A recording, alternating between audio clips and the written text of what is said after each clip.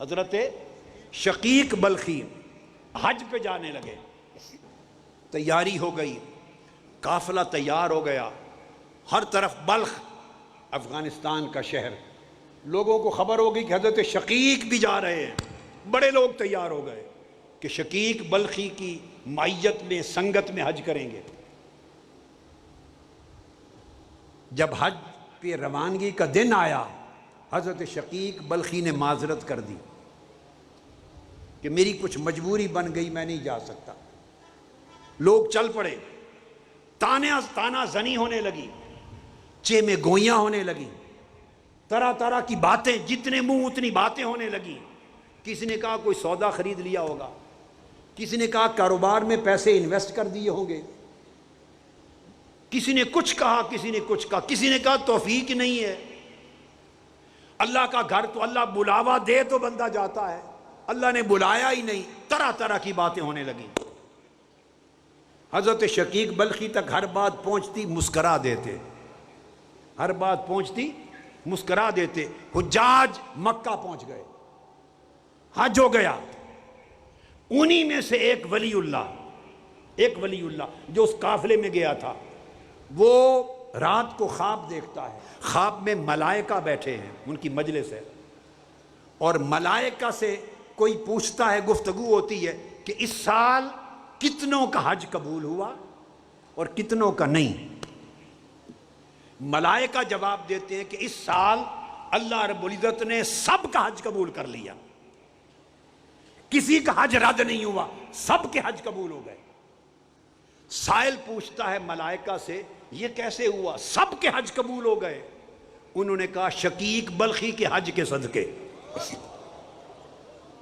فرشتوں نے جواب دیا شقیق بلخی کے حج کے صدقے سب کے حج قبول ہو گئے۔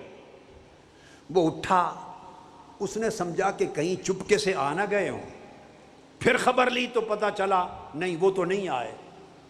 حیرت زدہ وہ اللہ کے ولی واپس جب بلخ پہنچے، سیدھا ان کے گھر کہ شقیق بلخی مبارک ہو، ہزاروں لاکھوں لوگوں کا حج آپ کے حج کے صدقے قبول ہو گیا، اور ہمیں علم ہے کہ آپ تو حج پر گئے ہی نہیں، یہ کیسے ہو گیا؟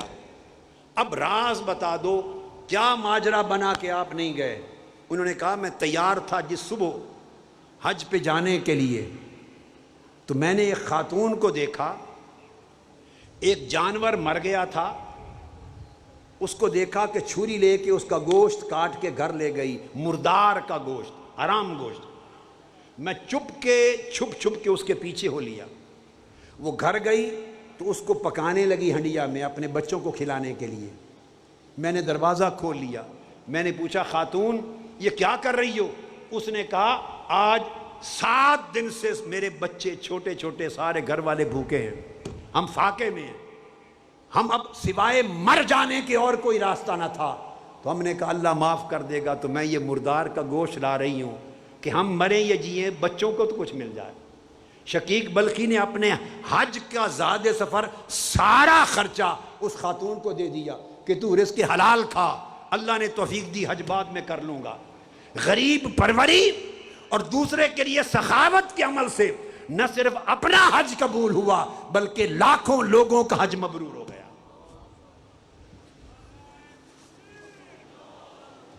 حضرات محترم، میرے بھائی، میری بیٹے، میری بہنیں، میری بیٹیاں، اس چیز کو ذہن میں رکھ لیں، اگر من صاف نہ ہو تو تن کے ذریعے انجام پانے والا کوئی عمل قبول نہیں ہوتا، تن کا ہر عمل رد ہو جاتا ہے اگر من صاف نہ ہو۔